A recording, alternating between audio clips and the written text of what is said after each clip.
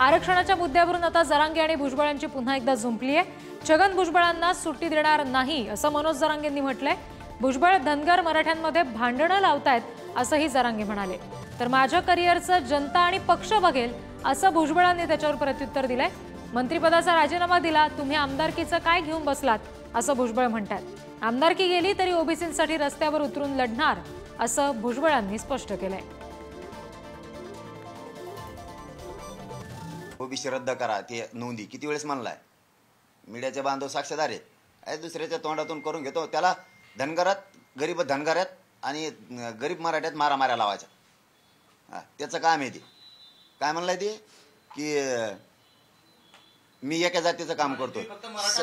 अरे मग तुला कळायला पाहिजे, येवल्यावाल्याच्या माणसा तुला एक गोष्ट कळाली पाहिजे।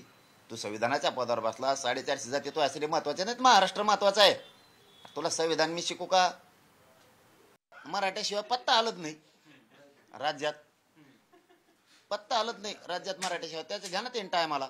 आणि कोण कोण स्वतःला जातीवादी म्हणत नव्हते भाषणात, निवडणूक आल्यावरच मग जात काढली जाती। पाडला का नाही बुरखा उघडा मराठ्यावर लावून धरलं म्हणून मी चेहरे उघडे पाडतोय। मराठ्यांचे असणारे त्यांच्याच पक्षाचे लोक त्यांना म्हणायचे आरक्षणाचं तेवढं आमचं बघा।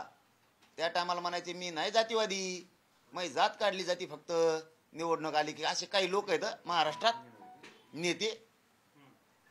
आता कसे व्यासपीठावर येऊन बसलेत।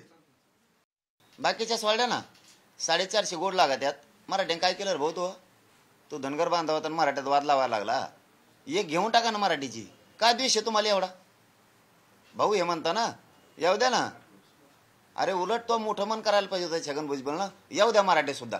मराठ्याचा सुद्धा नेता झाला असता तू, ते नाही केलं आणि मला जातीवादी म्हणतो।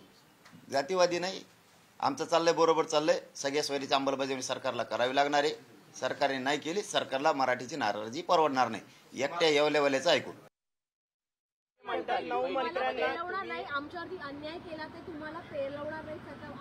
नऊ मंत्र्यांना घरी बसवा असं देखील। ठीक आहे ना, घरी बसवा ना। पण छगन भुजबळला घरी बसवलं तरी छगन भुजबळ जे आहे हा ओबीसीचा मुद्दा रस्त्यावर का होईना पण लढत राहणार आहे। आणि मी मंत्रिपदाचा पण राजीनामा दिलेला आहे। तिथे आमदारकीचं काय घेऊन बसलेलं आहे। आणि माझे राजकीय करिअर चालवणं, पुढे नेणं किंवा संपवणं हे आमच्या पक्षांच्या हातात आहे, पार्टीच्या हातात आहे। पण त्याचबरोबर ते जनतेच्या हातात आहे, लक्षात ठेवा। आणि जनता सर्वश्रेष्ठ आहे, जनतेचं कोर्ट सर्वश्रेष्ठ आहे। अतिशय अर्जंटली मुख्यमंत्र्यांनी बैठक घेतली आणि त्याच्यामध्ये अनेक सर्व पक्षाचे लोक उपस्थित होते। ओबीसी लीडर्स उपस्थित होते, मंत्री उपस्थित होते, उपमुख्यमंत्री होते। आणि त्याच्यामध्ये सगळी जी चर्चा झाली काल ते मी तुम्हाला सांगितलं। पण त्यानुसार त्याने आज उपोषण सोडावं म्हणून आम्ही पहिल्यांदा संभाजीनगरला जातो आता पहिल्यांदा, आणि मग नंतर तिथून येताना परतीवर पुण्याला जाऊन मंगेश ससाणे यांच्या उपोषण सोडवण्याचा आम्ही प्रयत्न करणार आणि मग मुंबईला येणार।